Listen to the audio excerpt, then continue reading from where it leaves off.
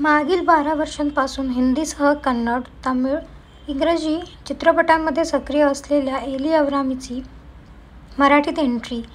हे प्रथमच दिग्दर्शन करणाऱ्या अजिंक्य फाळकेच्या या चित्रपटाचे मुख्य आकर्षण आहे.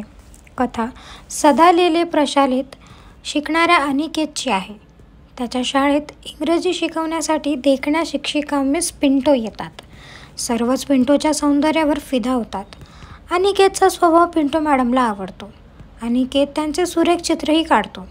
एक प्रकारे अनिकेत त्यांच्या प्रेमातच पडतो. इकडे अनिकेतच्या चाळसदृश्य वाड्यात हेमा नावाची एक स्त्री राहायला येते, जी अनिकेतच्या वडील मिलिंदच्या बहिणीची बालपणाची मैत्रीण असते.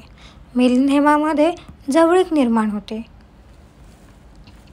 विषयात तसे नाविन्य नाही.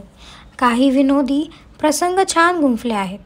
विनोदी संवाद, चेहऱ्यांवर हास्य फुलवणारे आहेत. बोलीभाषा आणि उंचावर बारकाईने लक्ष दिलं आहे. पटकथेची बांधणी साधी आहे. काही ठिकाणी अगोदरच अंदाज लावता येतो. सुरुवातीपासून चित्रपटाची गती संथ आहे. वयात येणाऱ्या मुलांच्या शिक्षणावर जीव जडणे ही गोष्ट नवीन नसली तरी या चित्रपटाद्वारे सुरेख संदेश देण्यात आला आहे. कुठेही थिल्लरपणा नसला तरी चित्रपट उत्कंठा वर्धक बनवण्यासाठी आणखी मेहनत घेण्याची गरज होती. कला दिग्दर्शन आणि सिनेमॅटोग्राफी छान आहे. 1998 मध्ये वेशभूषा आणि रंगभूषा कडे लक्ष देण्याची गरज होती. गीत संगीत सुमधुर आहे. अभिनयाची गोष्ट करायची झाली तर मुख्य आकर्षण असलेल्या अली आवरमने आपल्या व्यक्तिरेखेला न्याय दिला असून मराठी उच्चारासाठी घेतलेली मेहनत जाणवते. एखादी स्वीडन अभिनेत्री मराठीत काम करते असे कुठेही जाणवत नाही. अनिकेतच्या भूमिकेत निशांत भावसारने खूप छान रंग भरले आहेत. श्रीकांत यादव यांनी साकारलेली कॅरेक्टर त्यांच्या वयातील पुरुषाने प्रतिनिधी करणारे आहे.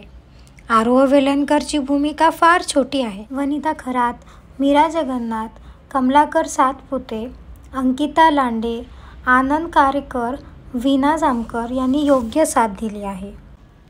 थोडक्यात काय तर मोकळा वेळ असेल आणि शाळेतील गमतीजमतींच्या विश्वात रमणारं व्हायचं असल्यास हा चित्रपट पाहायलाच हवा.